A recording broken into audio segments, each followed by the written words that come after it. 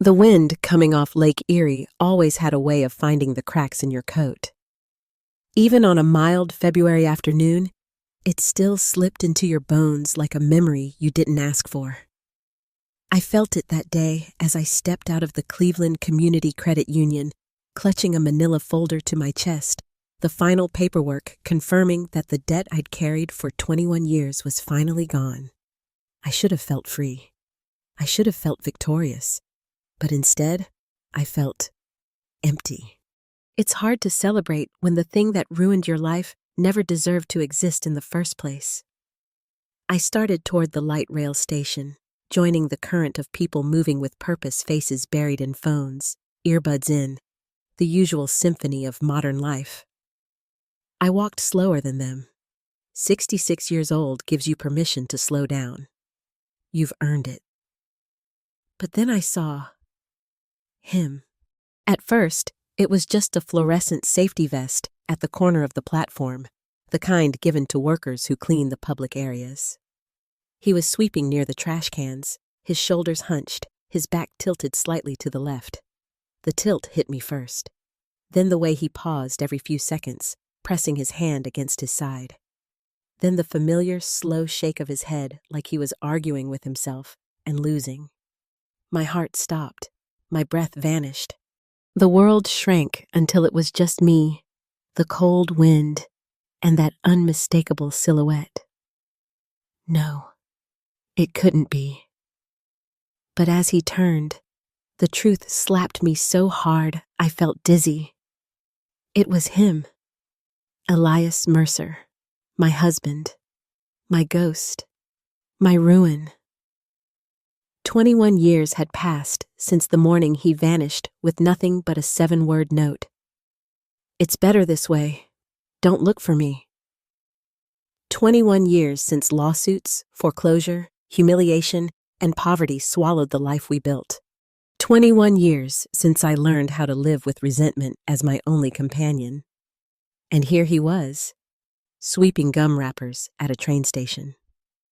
I stepped forward before my brain had time to argue. My heels clicked sharply on the concrete, slicing through the noise of commuters. He heard it. He froze. Then slowly he lifted his head. Our eyes collided. His were sunken, rimmed with red, framed by wrinkles that looked carved by years of cold nights and harder days. He looked older than 70, older than guilt itself. Still, beneath the grime and exhaustion, I knew the man I once loved. I knew the man I once hated. His broom slipped from his hand. He whispered, "No, no, you can't be here." Elias? My voice cracked on the single word. He took a shaky step back. "Ma'am, I think you're confusing me with someone who actually had a life." Even now, the man reached for humor as a shield. Something in me snapped. "Elias, please," I said, folding my arms. "That slouch is trademarked." He stared. Then, with the faintest sigh, "Dang it, should have straightened my back." The laugh that puffed out of me wasn't a good laugh. It was the kind you don't want anyone to hear. The kind that comes from anger, shock, and heartbreak colliding. I don't know if he heard it, because suddenly he looked past me, scanning the crowd, searching for something or someone. "You need to leave," he whispered urgently. "You shouldn't have found me. You shouldn't even be standing near me." I stepped closer.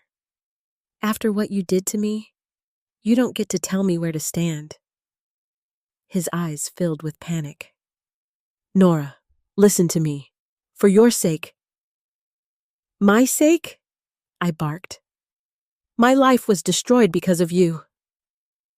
"I know," he choked. "But it was the only way to keep you alive." "Alive?" I blinked, stunned. "What are you talking about?" Elias opened his mouth to answer, but his knees buckled. His entire body sagged like a puppet whose strings had been cut. I lunged forward just in time, catching him as he collapsed. "Elias!" I cried, lowering him to the ground. His skin was cold, his breath shallow. "Somebody help! Please!" A few people stopped, uncertain. Others pretended not to see us. A teenager finally yelled, "Call 911!" and ran off. Elias's head rested in my lap as he tried to form words. "You weren't supposed to see me again," he whispered. "You were supposed to believe I left. That was the only way." "What way? What are you saying?" His eyes glazed. His voice slipped into a trembling whisper I barely caught. "I disappeared so they wouldn't kill you." My heart felt like it detonated inside my chest. Before I could ask more, his body went limp. The rest blurred sirens, paramedics, strangers watching like we were a street performance. In the ambulance, the EMT muttered about dehydration, anemia, long-term neglect. I sat beside Elias, gripping the metal railing, unable to look away from him. At the hospital, they rolled him into triage. I was left in the waiting room with a heart full of old wounds suddenly ripped open. I told myself I should walk away, that I owed him nothing, that I should let whatever was happening, happen. But my feet stayed planted. Minutes stretched into nearly an hour. I stood to get coffee I didn't plan to drink, and that's when I saw them. Two men, dark coats, clean shoes. Too polished to be visiting anyone in a public hospital. One of them held up a phone to the nurse's station. On the screen was a picture of Elias. "Excuse me," one of the men said calmly. "We're looking for this patient.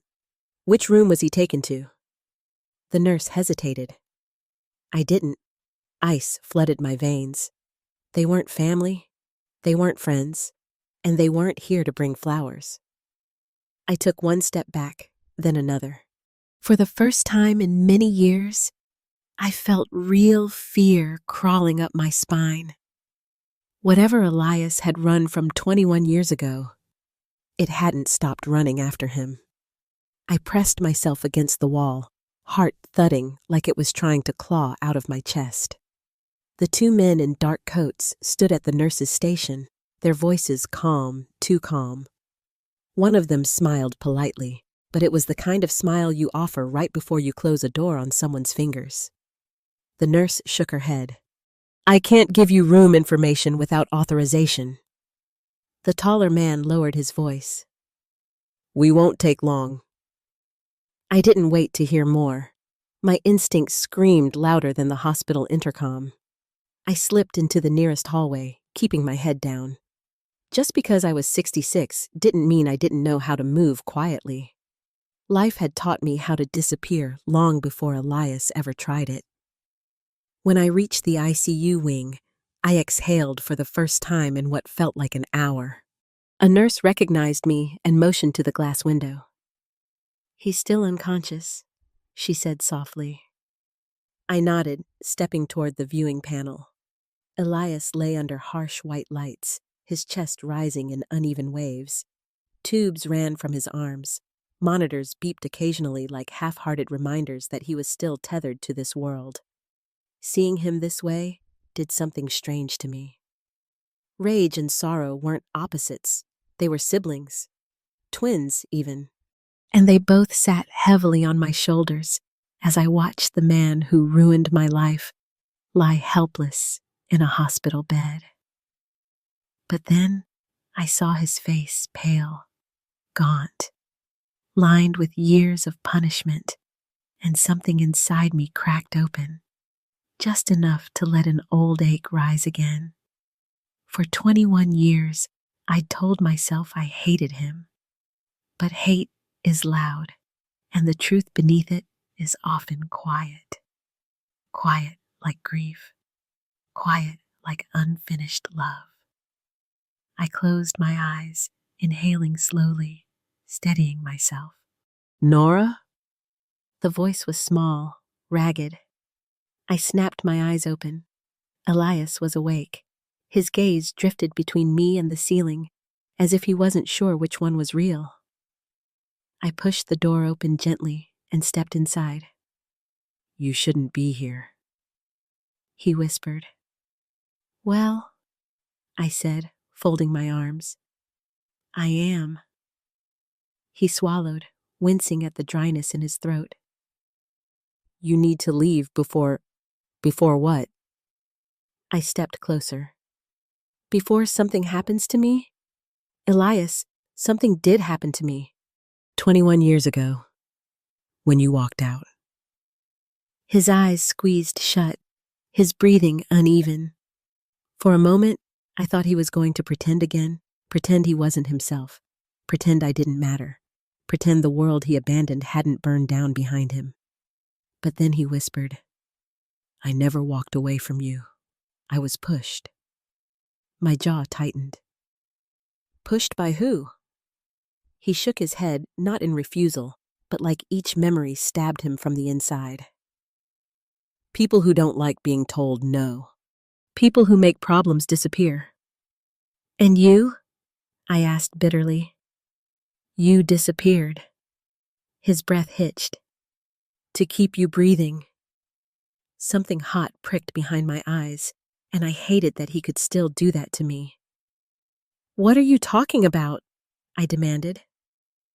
You left me with lawsuits, foreclosure, debts I never knew existed.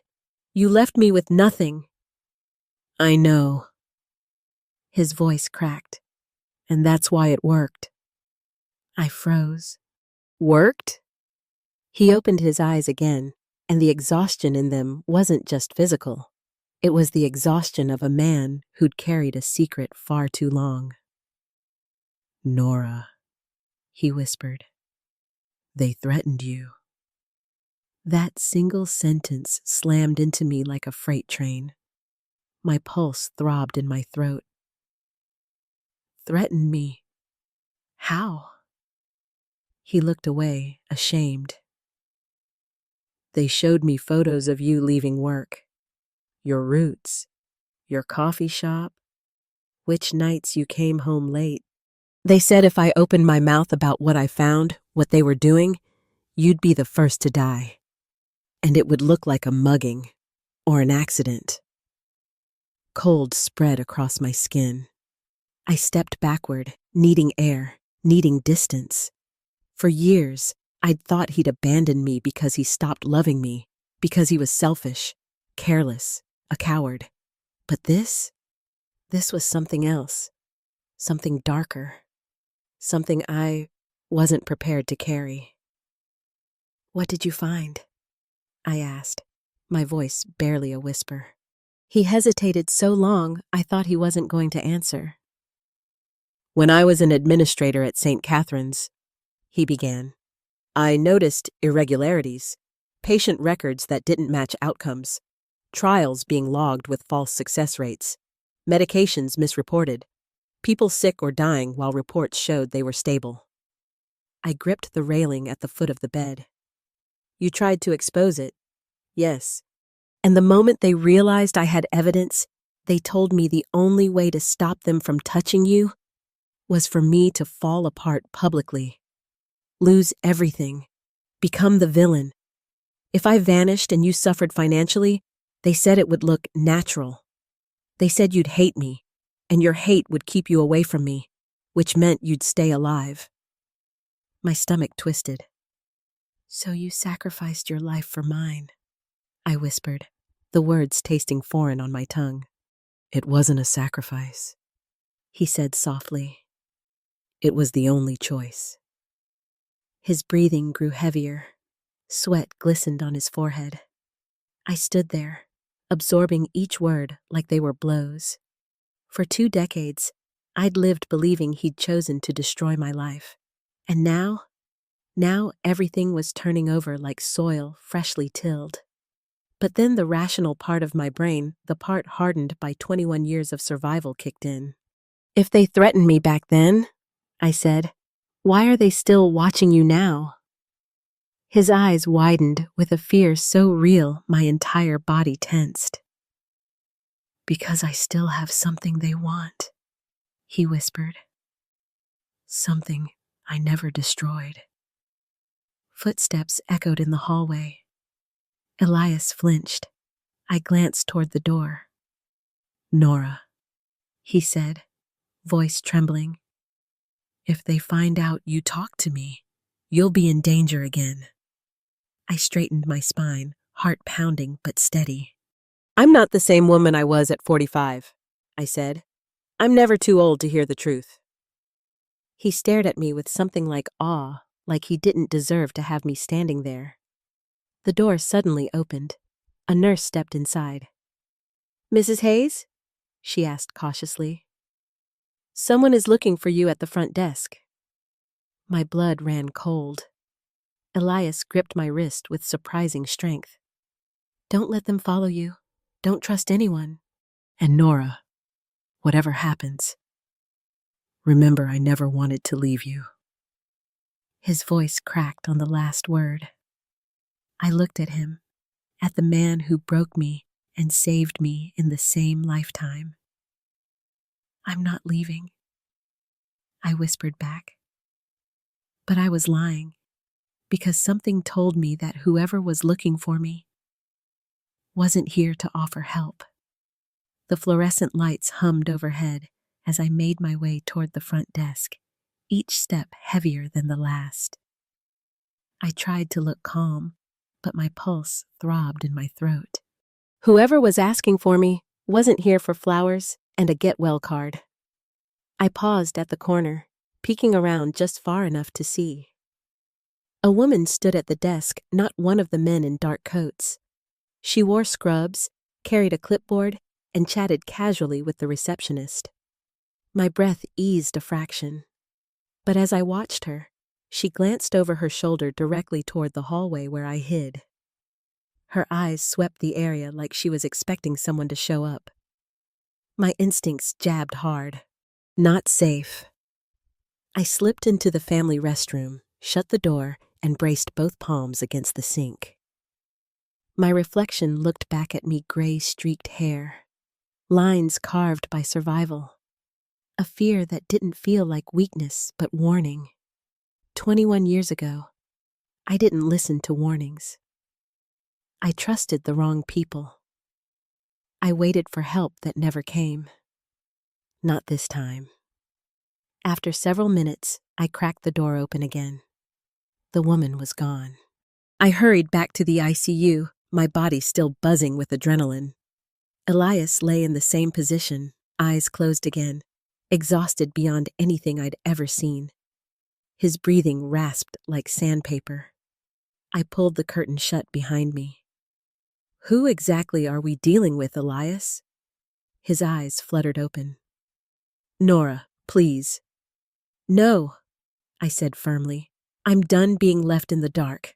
I'm done being the woman everyone keeps secrets from. I folded my arms, planting myself like an oak tree. You said you still have something they want. What is it? He swallowed slowly. Proof. Of what? Everything. His voice barely rose above a whisper.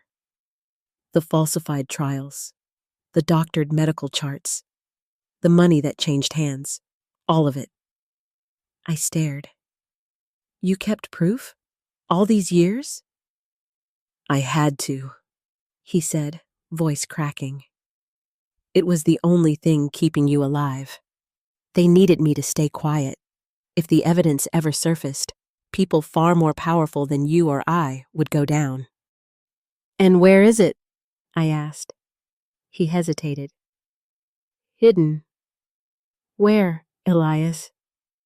He exhaled shakily, as if releasing the secret physically hurt. Under the old Trinity Chapel, basement level, behind the boiler. I blinked. Trinity Chapel had closed nearly a decade ago, deemed too expensive to repair. But I remembered it. Elias used to volunteer there, fixing leaky faucets, replacing bulbs, unclogging drains. He always carried tools in the trunk of his car, just in case the Lord needed a handyman. "You hid evidence in a church?" I asked. His lips twitched like he might laugh, but the fatigue won. "Best hiding place in the world. They never thought a man on the run would keep anything. They assumed I destroyed it." "Why didn't you give it to the authorities?" He turned his head slightly toward me, eyes heavy with the answer I already feared. "Because every time I tried, someone reminded me they knew exactly where you were, Nora. Where you lived, when you walked home alone. When you couldn't afford a car anymore. I couldn't risk it." I sank into the chair beside the bed. The weight of everything pressed into my chest, 2 decades of unanswered questions, grief, rage, pain, all suddenly rearranged into something new, something like purpose. I stared at Elias, at the frail body that had once been so confident, so solid. The man who left me had been a ghost. This man was the truth. "I need to see what's in that box," I said finally. Elias's eyes widened. "No, absolutely not. It's dangerous. So is ignorance." "Nora." I leaned forward, my voice steady. "I've spent 20 years surviving what I thought was your betrayal. Turns out, it was your sacrifice. You're not doing the rest of this alone."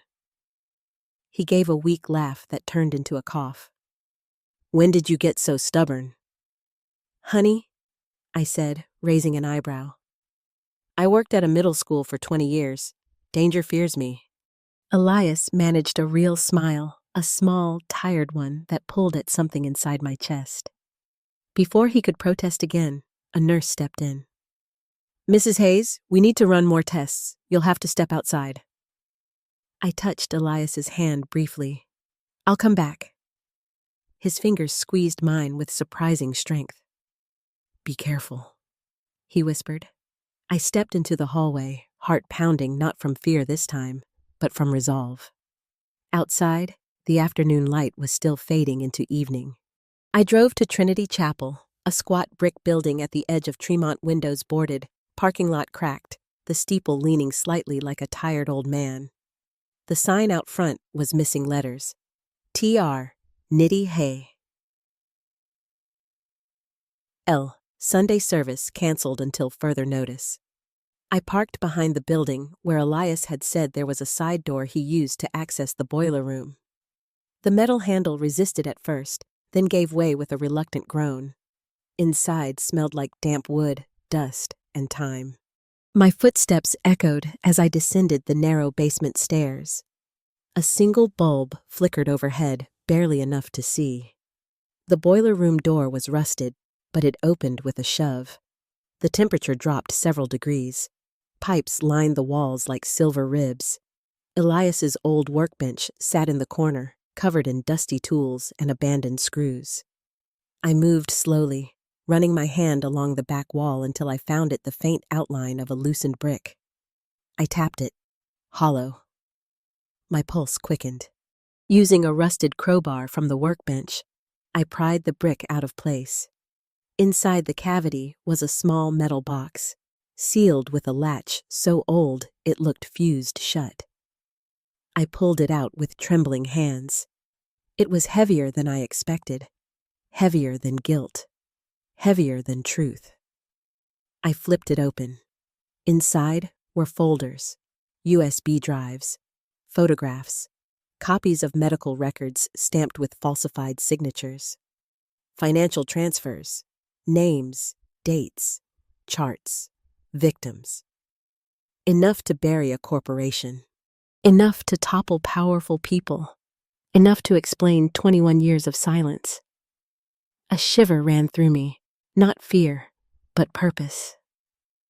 I closed the box, pressed it against my chest, and froze. A car engine ignited outside. Slowly, I peered through the basement window. A black SUV sat across the street, headlights off. Someone inside lifted a phone. A camera flash glinted. They weren't after Elias. Not anymore. They were after the truth.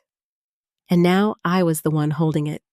I didn't breathe until the bus doors slid shut behind me and the engine growled. I dropped into a seat near the back, clutching the metal box against my ribs as if it were a living thing that needed warmth. The black SUV pulled away from the curb and rolled slowly alongside the bus, its windows tinted like judgmental eyes. Don't look, don't panic, act natural. Easier said than done. A teenage girl across the aisle was watching me. I forced a smile. She raised an eyebrow as if to say, "Lady, you're sweating like you're smuggling diamonds." If only she knew. 2 stops later, the SUV turned down another street. Relief washed over me, but it was thin, trembling relief, the kind that breaks if you breathe on it wrong. When the bus finally dropped me near the hospital, the sun had set. Streetlights flickered on, casting long shadows across the sidewalk. Shadows that suddenly looked too patient, too aware. Inside, I hurried toward Elias's room as quietly as a 66-year-old woman can hurry without looking suspicious. But when I pushed aside the curtain, 2 nurses were adjusting his IV lines. "Oh, Mrs. Hayes," one said. "We transferred him to the cardiac wing for closer monitoring. He had another episode." I nearly dropped the box. "Is he okay?" "He's stable for now, but he asked for you." My throat tightened. "Can I see him?" The nurse nodded. "Room 314C. But please keep the visit short. He needs rest." Rest. Funny how everyone kept talking about rest when my entire life felt like it was waking up after a 20-year coma. When I reached Elias's new room, he was awake, watching the door with the alertness of a hunted animal. The moment he saw the box in my arms, he sagged with both fear and relief. "You found it," he whispered. I closed the door behind me. "Elias, there's no going back now." He nodded weakly. "I know." I set the box on the small table and pulled up a chair. "We need help. Real help. Not the police, not the hospital. Someone who can't be bought." He looked at me with disbelief. "Who, Nora? Who would believe an old woman and a half-dead man?" "I know someone," I said, surprising myself with the certainty in my voice. I wasn't planning on trusting a stranger, but I remembered something from earlier that year, an investigative podcast called Skeletons in the Cabinet, run by a man who had once exposed a corrupt nursing home chain. His name was Jordan Blake, mid-40s, too stubborn for his own good. He had a reputation for chasing stories that scared even seasoned journalists. If anyone could help expose a medical cover-up that had already ruined our lives, it was him. I called the hotline number from his podcast's website. A recording asked me to leave a message. Instead, I texted the number. "I have evidence regarding a multi-year medical fraud and patient cover-up. I need to meet. It's life and death." I didn't expect a reply. I got one in 3 minutes. "Where?" We met in a small diner on the west side. I picked the back booth where no one could overhear us. Jordan arrived wearing jeans, a gray hoodie, and the expression of a man who used caffeine as a coping mechanism. His first words were blunt. "You're the woman who texted me? The one with evidence?" "Do I look like someone who prank texts journalists?" I asked. He gave me a once-over. "You look like someone's grandmother." I smiled thinly. "Good. That means they'll underestimate me." He sat down. "Let's see what you've got." I placed the metal box on the table. Jordan leaned forward as if it were a chest of pirate gold. Slowly, I opened the lid. His eyes widened. "Holy, this is big." "Big enough to get us killed?" I asked. "Lady, this is big enough to get a state senator killed," he whispered. "Where did you get this?" I didn't get it. I said. My husband kept it hidden when he was forced to take the fall. The guy in the hospital? I nodded. Jordan ran a hand through his hair. Okay. And you want to bring this out? I want justice, I said. And truth. And maybe a little peace before I die. Jordan stared at me for a long moment. Then he chuckled. You know, most people your age are worried about cholesterol. You're worried about exposing a ring of murderers. I lifted my chin. I worked in a middle school for 20 years. Danger fears me. He laughed harder than I expected. All right, I'm in. Jordan insisted we digitize and encrypt everything immediately. He had equipment in his car, portable scanners, encrypted drives, a laptop covered in stickers warning people not to touch it, unless you want subpoena-level problems. We drove to a quiet parking garage. Jordan set up a makeshift workstation in the back seat, scanning page after page, muttering to himself like an excited raccoon discovering shiny objects. This is insane, he mumbled. False clinical reports, payoffs, medical fraud, patient deaths. If this gets out, people will lose their jobs, licenses, reputations, maybe even their freedom. Good, I said. Let them lose whatever they stole from the world. At one point, Jordan paused. Mrs. Hayes, are you ready for the fallout? I've lived through worse, I replied. I'm too old to be scared of starting over again. He nodded with newfound respect. When we finished, Jordan made 3 encrypted copies and stored each in different places, a cloud server, an offline drive, and a sealed envelope he planned to drop at a law office. Redundancy, he explained. Anyone who wants to bury this will have to work for it. As we parted ways, he said, Tomorrow, I'll bring in someone from the U.S. Attorney's office. Someone clean, someone I trust. Thank you, I said. He shook his head. Don't thank me. Not yet. When I returned to the hospital that night, the corridors felt darker than usual. Nurses whispered. Security guards stood straighter. Something simmered in the air like tension just before lightning strikes. I stepped into Elias's room. Or rather, I stepped into the room that used to be his.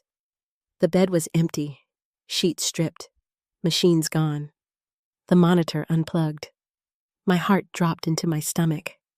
A nurse spotted me. Her eyes softened. Mrs. Hayes, I'm so sorry. Elias was transferred. Transferred? I echoed. To where? She hesitated. That's the problem, she whispered. We don't know who authorized it.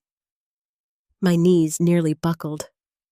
First the men at the station, then the SUV, now this. I clutched the metal box so tightly it dug into my ribs. Somebody had taken Elias. Again. For a moment, the world tilted. The hospital room spun into a blur of pale green curtains, blinking machines, and polished tile floors as if someone had pulled reality out from under my feet. Well, what do you mean you don't know who authorized it? I managed to ask, gripping the nearest railing for balance. The nurse, young, nervous, biting her lip, glanced over her shoulder as though someone might be listening. The order came through the system, but it wasn't signed by any of the physicians on duty. Ice crawled up my spine. Where is he now? I whispered. She swallowed. All I was told is, he's safe. But that's exactly what the man who asked about you earlier said too.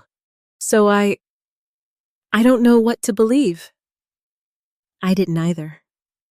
I thanked her, or something like thanks, and hurried down the hallway before the tears forming behind my eyes could break free.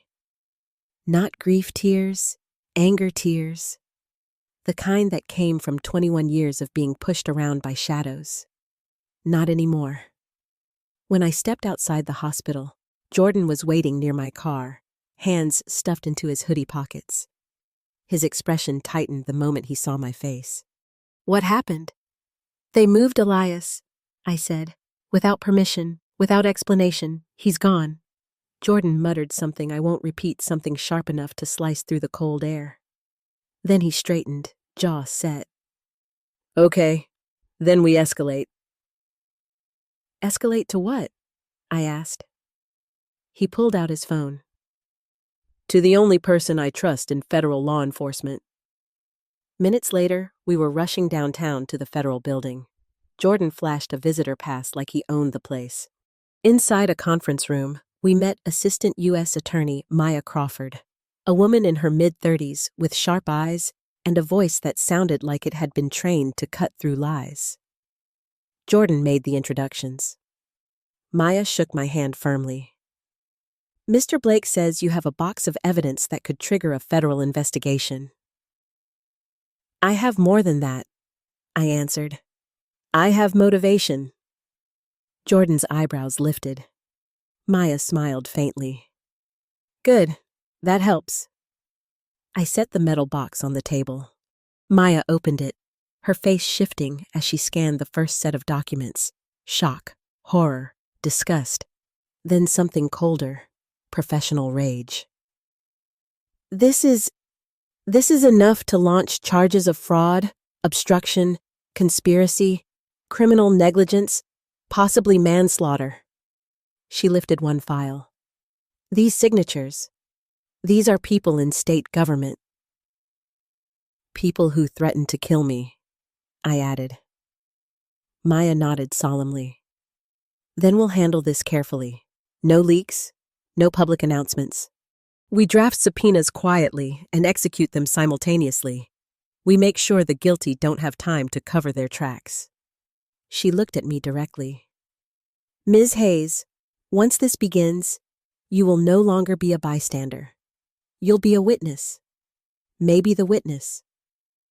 Good, I said. I'm tired of being the collateral damage. Jordan smirked.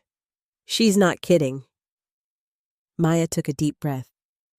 First step, we protect you, and we find Elias. That night, everything moved fast. Federal agents began cross-checking the names in the files. Maya briefed 2 senior prosecutors. Jordan scanned and encrypted hundreds of pages. The investigation ballooned into something bigger than any of us expected. But through all the chaos, I couldn't stop thinking about Elias. Where was he? Was he safe? Was he scared? For 21 years, I believed he had abandoned me. Now I knew he'd been protecting me with every breath. And just when we finally found each other again, he was taken. At 3 a.m., Maya called. Nora, she said, voice urgent. We found him. My heart lurched. Where? He's still in the hospital, relocated to the cardiac isolation unit. Apparently someone tried to enter his room earlier tonight. Hospital security intervened. They moved him to a controlled access area. I closed my eyes, relief sweeping over me like warm water. So he's safe? For now, but someone is clearly watching him. And you? When can I see him? As soon as I arrange an escort. By 10 a.m., I was walking into the isolation unit, flanked by 2 plainclothes federal agents. The room was quiet, the lights dim. The doctor nodded to us and stepped out. Elias lay with his eyes closed, chest rising in shallow waves. I took a seat beside him. His eyelids fluttered. Nora? I'm here, I said softly. He blinked, confused by the unfamiliar room. They moved me? Security found someone trying to get to you, I explained. You're protected now. His brow tightened. Are you? Yes, I said, though we both knew that wasn't entirely true. After a moment, I added, I met someone from the U.S. Attorney's office. We're going after them, Elias. All of them. Your evidence? It's already in safe hands. A tear slipped from the corner of his eye. I never wanted this life for you, he whispered. Neither did I replied gently. But maybe I was never meant to stay silent. He stared at me with something like awe. You were always stronger than you knew. And you were always more stubborn than you admitted. He chuckled weakly. The sound faded into coughing. Nora, he rasped. If they prove everything, if they clear my name, will it matter? It'll matter to the world, I said, then softer, and to me. His eyes glowed with something fragile. Hope, maybe. But then, a high-pitched tone cut through the room, sharp, urgent, wrong. The monitors flashed red. Elias's breath hitched. His eyes widened. His chest trembled under the weight of years he should not have had to carry. No, I whispered, standing so fast my chair scraped the floor. No, no, Elias. Stay with me. Please. Nurses rushed in. A doctor shouted orders. One of the agents gently pulled me back. I reached out anyway. Elias! He met my gaze one last time. His lips parted. I'm sorry, he whispered. I'm so glad you're free. The flatline tone filled the room like a scream. My knees buckled, the world blurred. Someone caught me before I hit the floor, but it didn't matter, because it felt like everything inside me had collapsed alongside him. For a long moment after Elias's heartbeat flatlined, I stood frozen, half-anchored to the hospital floor, half drifting somewhere far away. The nurses worked with desperate precision, moving around his body like a well-rehearsed dance of hope. But I knew the moment his eyes found mine and softened with that final, gentle sorrow. I'd seen people die before neighbors, co-workers, even my mother, but grief hits differently when it's someone you once hated so deeply and loved even deeper. A doctor finally turned to me, compassion etched into every wrinkle around his eyes. I'm sorry, Mrs. Hayes, he said softly. For a moment, I wondered who he was talking to. Mrs. Hayes? I hadn't heard that name spoken with kindness in over 2 decades. My legs gave out. I collapsed into the chair behind me, burying my face in my trembling hands. I didn't cry the way I expected, not with loud sobs or heartbroken wails. No. My tears came slowly, silently, like water seeping through cracked stone. Someone placed a warm hand on my shoulder. Jordan's voice broke through the fog. Nora, I'm here. I nodded, unable to speak. The agents gave us space. The nurses stepped out quietly, and for the first time since Elias reappeared in my life, I felt the full weight of the truth. He hadn't abandoned me. He had protected me, and he had paid for it with 21 years of loneliness, poverty, and suffering. The days that followed moved like scenes from a film I wasn't sure I wanted to watch. Maya Crawford accelerated the investigation. With Elias gone, the urgency doubled. Jordan uploaded the encrypted files to government servers, initiated new subpoenas, and published the first teaser of his special podcast series. Within 48 hours, arrests were made. Executives, administrators, a state health official, a city councilman. The entire rotten web that had devoured Elias's life began to tear apart thread by thread. News vans roared through downtown. Reporters shouted into cameras using words like massive scandal, medical fraud, cover-up, whistleblower's sacrifice. They didn't know his name yet, but they would. A week after Elias's passing, Maya invited me to a private press briefing. She stood at the podium, poised, powerful, the picture of justice when it finally starts sharpening its teeth. We are officially clearing the name of Elias Mercer, she announced to the room full of cameras. Mr. Mercer was not the perpetrator of fraud. He was its victim, coerced, threatened, and forced to take the fall for illegal clinical practices conducted by his superiors. The words washed over me like warm rain, clearing the name, his name, the name I had once cursed. Maya continued. His actions and preserved evidence have made this investigation possible. Today, we honor his courage and acknowledge the injustice he suffered. Camera flashes exploded across the room like firecrackers. Journalists scribbled furiously. But I didn't see them. I only saw Elias Young again, smiling at me from across our old kitchen table. Sunlight hitting the side of his face the way it did when life was still warm and ordinary. For the first time in 21 years, I whispered out loud, "I'm proud of you."